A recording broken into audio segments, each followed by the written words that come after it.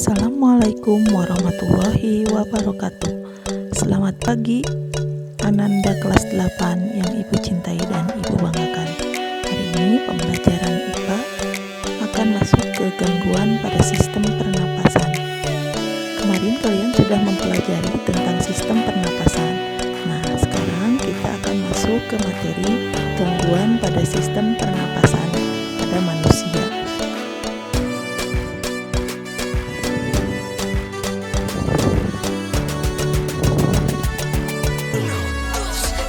Sebelum aktivitas belajar dimulai, terlebih dahulu marilah kita berdoa semoga kegiatan ini menjadi sesuatu yang bernilai manfaat. Jagalah kesehatan, mengingat saat ini coronavirus sedang memwabah. Lakukan perlindungan diri dengan cara rajin mencuci tangan pakai sabun, menjaga jarak, dan mengenakan masker. Untuk kompetensi dasar dan tujuan pembelajaran hari ini, kalian harus mampu menganalisis sistem pernapasan pada manusia dan memahami gangguan pada sistem pernapasan serta upaya menjaga kesehatan sistem pernapasan. Menyajikan karya tentang upaya menjaga kesehatan sistem pernapasan. Untuk tujuan pembelajarannya, melalui aktivitas belajar mandiri, peserta didik akan dituntun untuk melakukan telaah pustaka agar dapat menjelaskan gangguan pada pernapasan. Baik, setelah kalian kemarin mempelajari sistem pernapasan,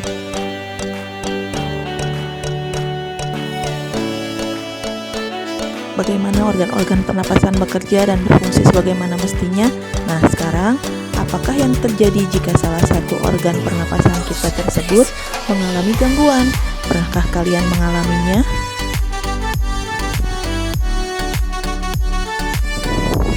Gangguan pada sistem pernapasan. Sistem pernapasan manusia yang terdiri atas beberapa organ dapat mengalami gangguan yang disebabkan karena infeksi kuman, gaya hidup yang salah, kecelakaan, atau faktor bawaan. Gangguan ini bisa berupa kelainan atau penyakit. Nah, sekarang kita akan menyimak beberapa penyakit yang diakibatkan dari gangguan sistem pernapasan.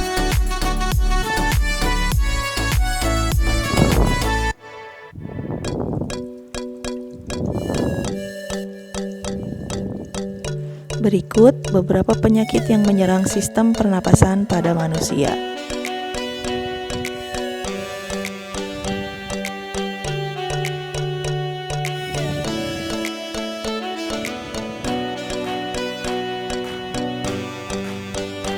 Ada beberapa penyakit kelainan pada organ pernapasan, contohnya asma, amandel, bronkitis, pleuritis, rhinitis, rinitis, dan lain-lain. Kita akan bahas satu persatu penyakit kelainan pada organ pernapasan tersebut. Yang pertama adalah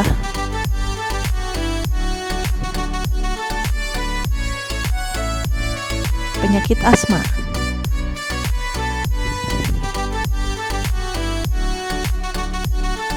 Asma adalah penyakit penyempitan saluran pernapasan yang terjadi karena alergi atau tersumbatnya kotoran. Nah, di sini ada gambar yang sebelah kanan adalah gambar bronkus bronchiolus yang normal.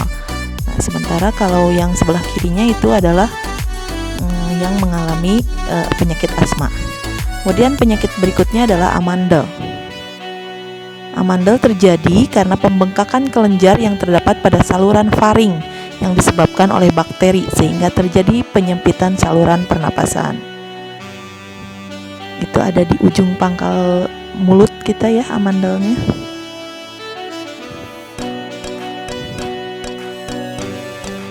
Kemudian penyakit bronkitis. Penyakit bronkitis ini merupakan peradangan pada cabang tenggorokan yang disebabkan oleh virus, bakteri, rokok, bahan kimia tercemar sehingga menyebabkan penyempitan saluran pernapasan oleh mukus yang berlebihan. Jadi di dalam bronkusnya itu tertutup oleh cairan. Kemudian pleuritis. Pleuritis ini adalah gejala awal dari pneumonia ya. Radang selaput pada paru-paru. Bila sudah parah dapat menyebabkan pneumonia. Jadi di sini ada peradangan berupa selaput putih, tampak pada gambar ya. Penyakit berikutnya adalah laringitis. Laringitis adalah peradangan di sekitar pangkal tenggorokan. Jadi dia akan mengalami pembengkakan pada pangkal tenggorokannya. Yang sebelah kiri itu yang normal, yang sebelah kanan itu adalah yang berpenyakit laringitis. Kemudian rinitis. Rinitis adalah peradangan pada rongga hidung, dan sinusitis terjadi peradangan di atas rongga hidung. Nah, jadi akan kesulitan bernapas jika terjadi rinitis. Kemudian ada juga difteri. Difteri adalah penyakit yang menyerang saluran pernapasan bagian atas pada anak-anak. Akibat infeksi bakteri difteri menyebabkan penyumbatan pada saluran pernapasan sehingga penderita sulit bernapas. Makanya anak-anak diimunisasi DPT untuk mencegah virus difteri ini. Kemudian TBC atau tuberkulosis. TBC adalah kelainan yang disebabkan oleh infeksi bakteri tuberkulosis pada dinding alveolus sehingga difusi oksigen terganggu. Gejala yang timbul yaitu menurunnya berat badan, berkeringat saat malam hari, dan lebih parahnya lagi adalah muntah darah.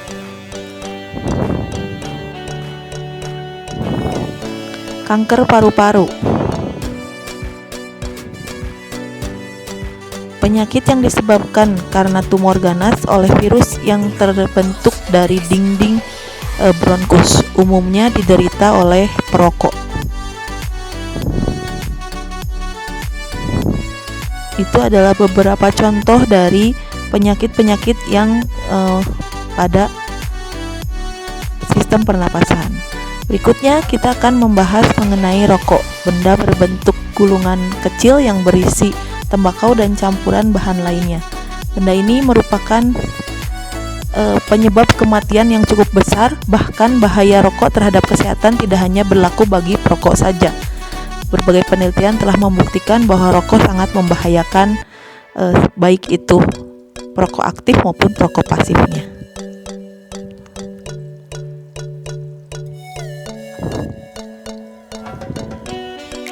Nah, melalui aktivitas belajar ini, kalian akan diajak menuangkan ide dan kreativitas melalui pembuatan poster yang bertemakan bahaya rokok bagi kesehatan manusia.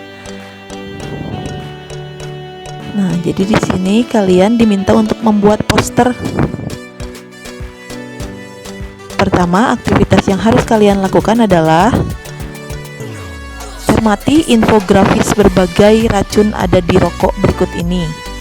Nanti kalian akan melihat, di sini ada beberapa bahan-bahan yang dikandung dalam rokok.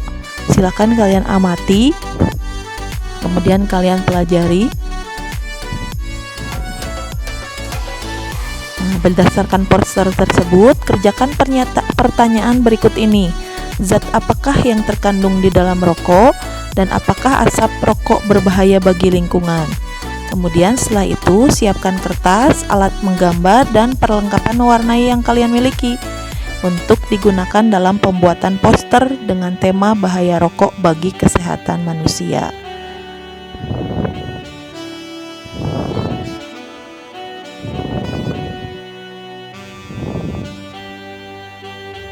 Sebelum membuat poster, terlebih dahulu tuliskan ide-ide yang ingin kalian tuangkan dalam poster. Kalian bisa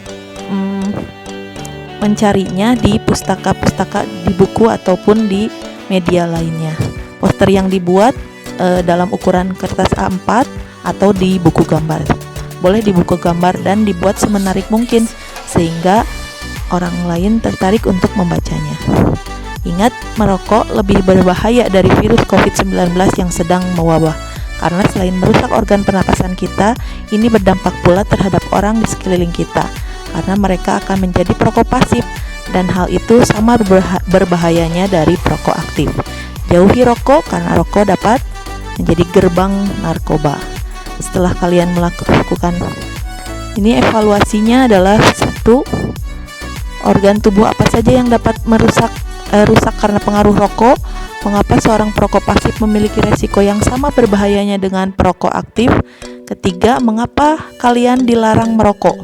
Dan 4, bagaimana cara agar seseorang tidak kecanduan rokok?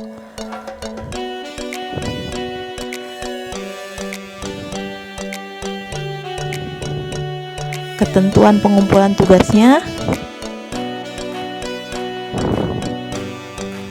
Tugas dikumpulkan dalam bentuk foto yang telah dikolase. Foto tersebut terdiri dari foto jawaban hasil diskusi, foto poster, foto jawaban evaluasi, dan foto kalian saat mengerjakan tugas. Foto dikirim japri WA lewat ke ibu. Semangat belajar ya!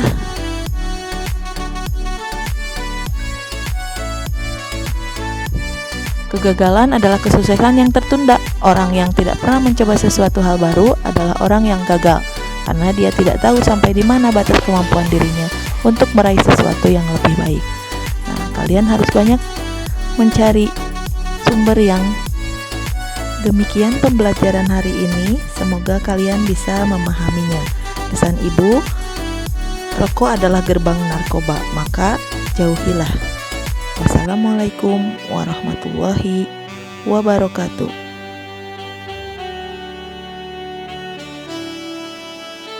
Sampai jumpa lagi. Dadah.